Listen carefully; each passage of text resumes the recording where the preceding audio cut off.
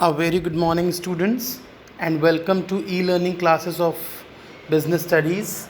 My dear students, in previous lecture, that is lecture number 20, we covered the case studies of chapter number 4, planning, and with completion of case studies, your chapter number 4 was completed.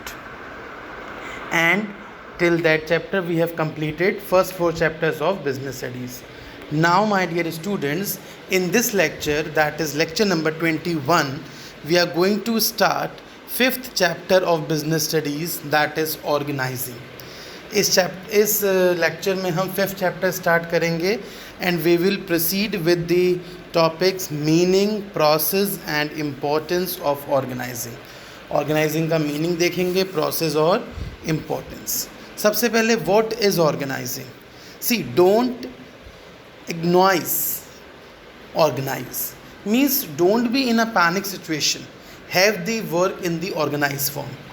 Ignore का meaning होता है when you are in a panic situation. ठीक है, सब कुछ बिखरा हुआ सा है, आप पैनिक हैं. So don't be in that situation, have the proper organization. So organization is one of the major function of management. Organization क्या है? मैनेजमेंट का एक बहुत ही मेजर फंक्शन है, और we can say it is the second principle of management after planning. Now, अगर हम एक layman terms में कहें, so one can look at organizing as an activity to eliminate chaos and introduce a systematic functioning in the enterprise. Enterprise में systematic functioning को introduce करना और हर तरीके के chaos को, problem को, tension को दूर करना is organizing. But by definition, organizing helps in establishing authorities, dividing workloads, assigning responsibilities, grouping tasks and allocating resources. लेकिन अगर हम by definition देखें, so organizing is a quite descriptive topic जिसमें कि हम work को, authorities को establish करते हैं, workloads को divide करते हैं, responsibilities का assignment करते हैं और group task को allocate करते हैं resources में.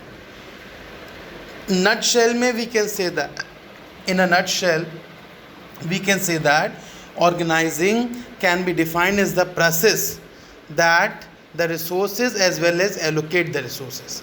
Organizing वो process है जो resources को define करता है और resources को allocate भी करता है, coordinate भी करता है human efforts को, so that easily we can achieve the goal.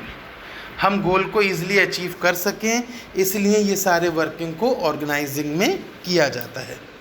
Now steps in the process of organization. Organization के क्या क्या स्टेप्स हैं या ऑर्गेनाइजिंग के क्या स्टेप्स हैं. बेसिकली बेटा 4 स्टेप्स में प्रोसेस ऑर्गेनाइजिंग का कंप्लीट हो जाता है. पहला step identification and division of work, दूसरा स्टेप डिपार्टमेंटलाइजेशन, तीसरा step assignment of duties and fourth step establishing reporting relationship. Right, these 4 are the steps covered in organizing process. Now go ahead with the first step, identification and division of work. Basically the organizational work with an identification of the extent and the amount of work that need to be done and dividing into manageable activities. सबसे पहले क्या किया जाता है, work को identify किया जाता है कि वर्क का नेचर कैसा है, और उसको आइडेंटिफाई करने के बाद फिर हम उसको डिवाइड करते हैं. जैसे कि फील्ड वर्क है, ऑफिस वर्क है, पेन पेपर वर्क है, टेबल चेयर, मतलब different categories of work are there in the organization. तो हम उसको उसके अकॉर्डिंग डिवाइड करते हैं और फिर उसको हम आइडेंटिफिकेशन देते हैं.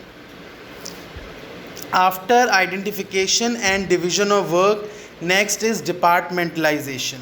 डिपार्टमेंटलाइजेशन का मतलब क्या होता है, there are certain departments under the organization. कोई भी ऑर्गेनाइजेशन सर्टेन डिपार्टमेंट्स में डिवाइड होती है. हम फिर क्या करते हैं, जो भी work we are having, we use to divide that work in those groups, we use to divide that work according to the departments they concern with. जिन डिपार्टमेंट से उन वर्क का कंसर्न होता है, हम उन डिपार्टमेंट्स में उस वर्क को डाल देते हैं. So departmentalization is the second step of process in which we divide the work accordingly. Third is assignment of duties. Once the step of distribution is completed, एक बार आपने जब एक्टिविटीज़ को, वर्क को डिस्ट्रीब्यूट कर दिया, तो डिस्ट्रीब्यूट करने के बाद another function is to assign the duties. फिर आप उस वर्क के लिए कोई वर्कर भी अपॉइंट करेंगे कि the one who is going to take care of that work. ठीक है, डिपार्टमेंटलाइजेशन के बाद अगले स्टेप में आप क्या करते हैं, असाइनमेंट ऑफ ड्यूटीज़। आप ड्यूटीज़ को असाइन करते हैं कि वर्क अब कैसे होना है, कौन करेगा इस वर्क को। After assignment of duties establishing reporting relationship, फिर आप रिपोर्ट रिलेशनशिप को इस्टेब्लिश करते हैं। मींस जो वर्क आपने दिया है वो वर्क वर्कर कैसे कर रहा है, the work which you have assigned, how the worker is doing that work, what are the factors responsible for it, आपको उससे क्या आउटपुट मिल रहा है, ये सब आप डिसाइड करते हैं इन रिपोर्टिंग रिलेशनशिप में। So these four: number 1 identification and division of work, number 2 departmentalization, number 3 assignment of duties, and number 4 establishing reporting relationship. These four are the process of organizing. Next is importance of organizing. Organizing ki there are certain important, that's why the topic is for the principles of management. Now what are the importance of organizing? Organizing की importance क्या क्या होती है। देखिए, एक smooth transaction के लिए, एक अच्छे डायनामिक बिजनेस एनवायरनमेंट के लिए ऑर्गेनाइजिंग बहुत ज़रूरी है। So what are the points in that? Number 1 benefits of specialization. सबसे पहले स्पेशलाइजेशन के बेनिफिट्स यहाँ मिलते हैं। जब हम डिपार्टमेंटलाइजेशन कर देते हैं, सो डिपार्टमेंटलाइजेशन में क्या होता है, जिसका जो टेस्ट है, सपोज कीजिए if I am very good at the level of computer work, तो मेरे को कंप्यूटर डिपार्टमेंट में एसोसिएट किया जाएगा। I am very good at the communication skills, so मेरे को सेल्स डिपार्टमेंट में एसोसिएट किया जाएगा। सो स्पेशलाइजेशन के benefit we have from organizing. Number 2, clarity in working relationship. There is always a crystal clean relationship between work and workers. Why? Because the work assigned to any of the worker and everyone is sure कि what work they have to do. उन्हें क्या work करना है, हर किसी को अपना अपना काम पता है. So there is always clarity in working relationship. Next, optimum utilization of resources. Yes, when work is decided कि who have to do what work, so there is always optimum utilization of resources. Resources का proper utilization होता है, financial और human resources बिल्कुल भी waste नहीं होती हैं, because the work is assigned, so the one who is having that work charge go ahead with that work, no problem, no wastage of resources.